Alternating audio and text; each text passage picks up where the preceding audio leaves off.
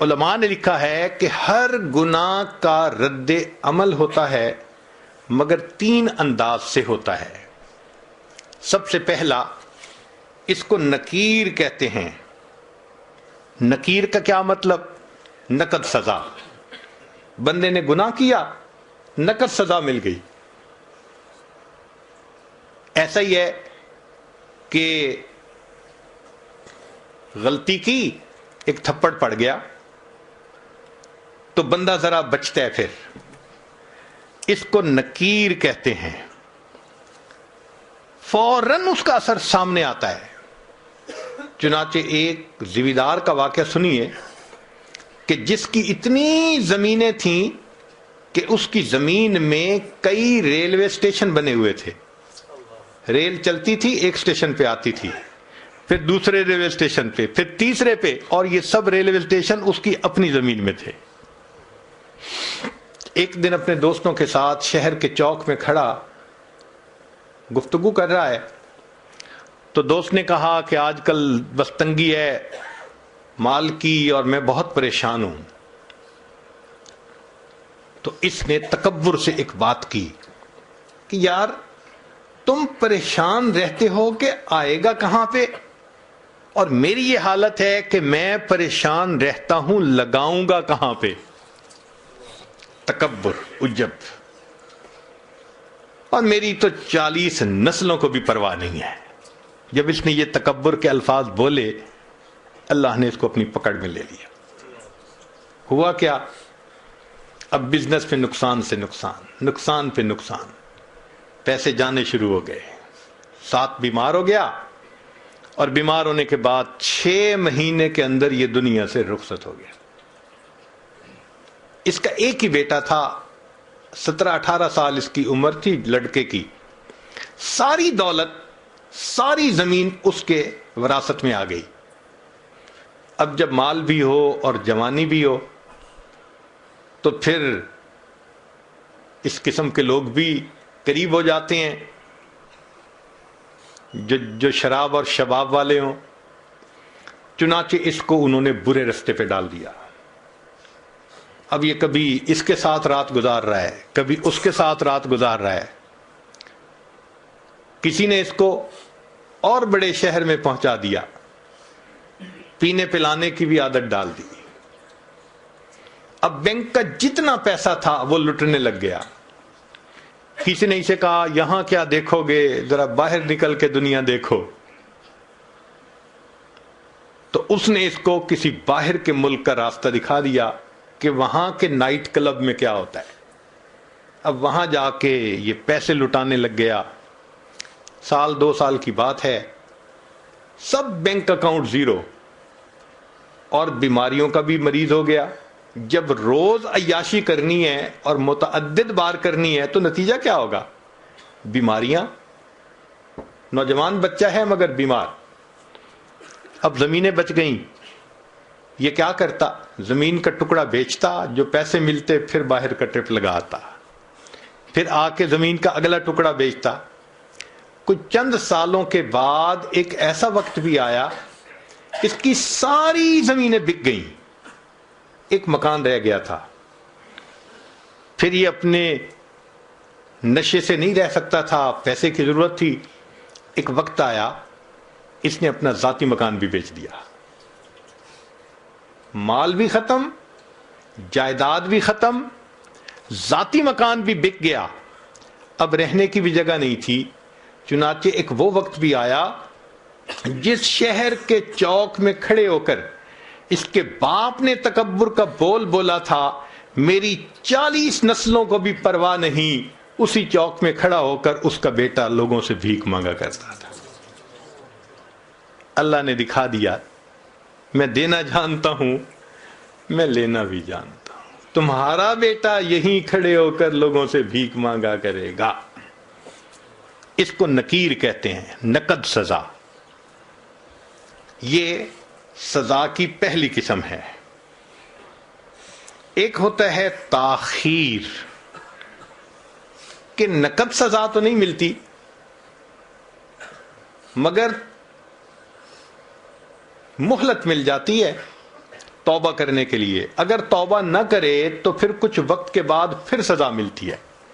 تلبیس ابلیس میں ابن جوزی رحمۃ اللہ علیہ نے واقعہ لکھا ہے کہ ایک نوجوان تھا، حافظ قرآن تھا، اس نے شہوت کی نظر کسی غیر پر ڈالی اور اس کا نتیجہ کیا نکلا کہ 20 سال کے بعد قرآن مجید اس کے سینے سے نکال لیا گیا، بھول گیا قرآن پاک.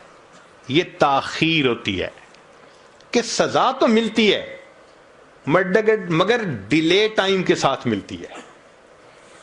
چند دن لگیں، چند مہینے لگیں، چند سال لگیں، مگر سزا ملتی ہے. اس کو تاخیر کہتے ہیں.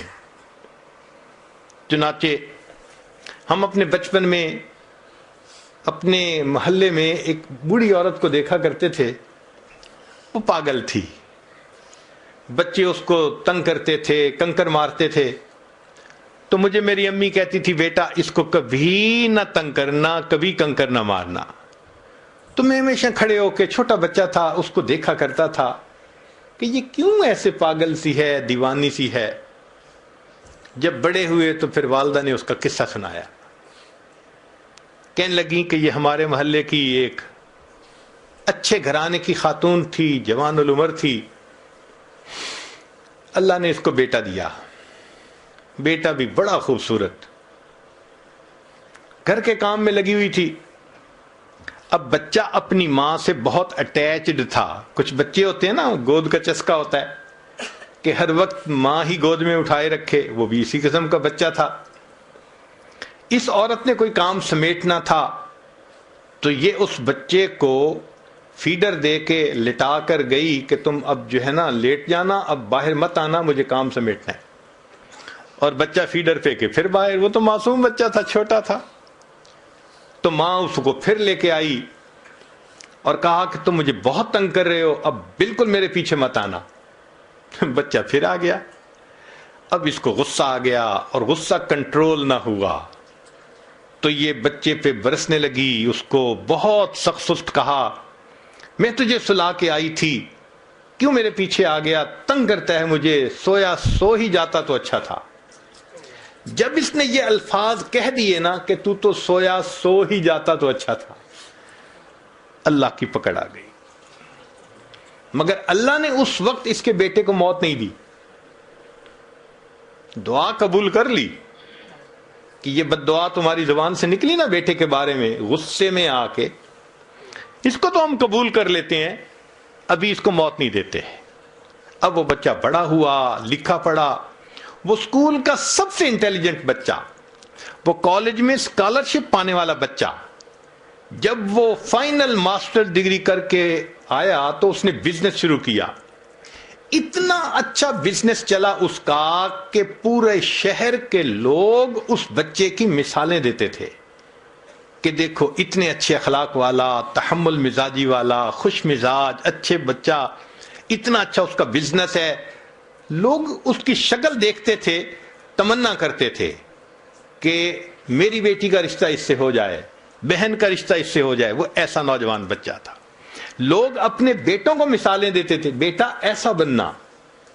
لو جی، بالکل جب جوانی کا وقت تھا، اب ماں نے اس کے لیے اپنے ہی رشتہ داروں میں کوئی بہت خوبصورت بچی حور پری ڈھونڈی. پھر اس کے لیے بڑی تیاریاں، پیسے کی کمی نہیں تھی.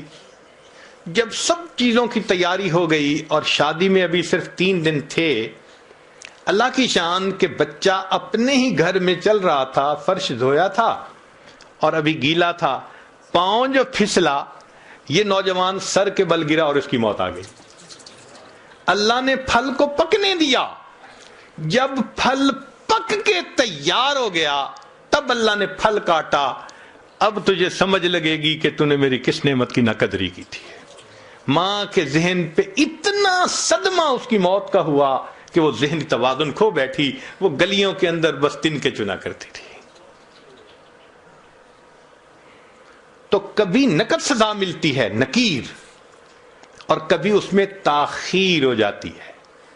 آج بہنیں چھوٹی چھوٹی بات پہ بھائیوں کو بد دعائیں دے دیتی ہیں اور پھر بڑے ہو کے انہی کے لیے پھر بیٹھی رو رہی ہوتی ہیں، حضرت میرے بھائی کے لیے دعا کریں وہ نیک بن جائے، میرے بھائی کے لیے دعا کریں اس کی شادی کی زندگی میں مشکلات ہیں۔ بھائی کیوں بد دعا دی تھی؟ تو گناہوں کی سزا کی دوسری قسم تاخیر کہلاتی ہے، اور ایک اور بھی صورت کہ گناہ تو کیے جوانی میں، اللہ نے بڑھاپے میں بیوی کو نافرمان بنا دیا۔ یا اللہ، جتنی یہ اذیت ہوتی ہے نا کہ جوان اولاد ہو جائے اور وہ ماں کے ساتھ ہو، اور ماں اور اولاد سب ایک طرف اور اکیلا بوڑھا ایک طرف، اور وہ سب نافرمان ہو اس کے، جتنا بڑھاپا ذلیل خوار ہوتا ہے نا وہ بوڑھا بتا بھی نہیں سکتا۔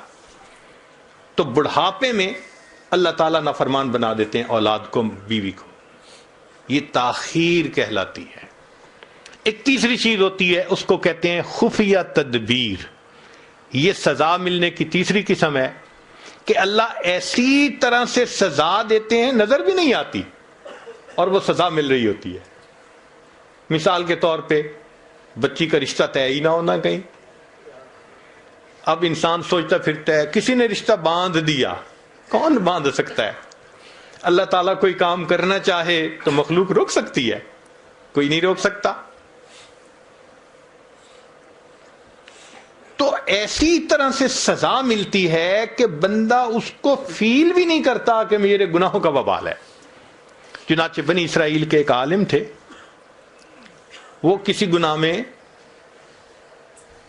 ملوث ہو گئے، چونکہ عالم تھے، پتہ تو ان کو تھا کہ گناہ کا وبال ہونا ہے، تو گناہ بھی کرتے تھے ڈرتے بھی تھے، گناہ بھی کرتے تھے ڈرتے بھی تھے، واچفل بھی رہتے تھے کہ پتہ نہیں گناہ کی وجہ سے میرے اوپر کیا کوئی مصیبت آ جائے، مگر نفس سے مجبور تھے، گناہ بھی کرتے تھے اور پریشان بھی رہتے تھے۔ 1 سال گزر گیا۔ 1 سال کے بعد انہوں نے دعا مانگتے ہوئے یہ الفاظ کہے کہ اللہ، میں اپنے نفس کے ہاتھوں مجبور ہو کے گناہ کرتا ہوں، تو کتنا مہربان ہے، تو نے مجھے اپنی نعمتوں سے محروم نہ کیا۔ اللہ نے دل میں ڈالا کہ میرے بندے تو نعمت سے محروم ہوا تجھے پتہ نہیں ہے۔ تو وہ بڑے حیران ہوئے، میں کس نعمت سے محروم ہوا؟ تو پھر ان کے دل میں اللہ نے یہ بات ڈالی، جس دل سے تو نے یہ گناہ کرنا شروع کر دیا، ہم نے اس دن سے رات کے آخری پہر کے مناجات کی لذت سے تمہیں محروم کر دیا۔ ان کو خیال ہی نہیں تھا کہ اتنے سالوں سے مجھے کبھی تہجد میں رونا ہی نہیں آیا۔ تو سزا ملتی ہے مگر خفیہ تدبیر ہوتی ہے اللہ کی۔ ہر گناہ کی سزا ان 3 میں سے کسی نہ کسی صورت میں ضرور ملتی ہے، یا تو نکیر ہوگی، یا پھر تاخیر ہوگی، یا پھر خفیہ تدبیر ہوگی، بچ نہیں سکتے۔ اب اگر یہ یقین ذہن میں آ جائے کہ یہ ہو کے رہنا ہے تو پھر انسان گناہوں سے بچے گا۔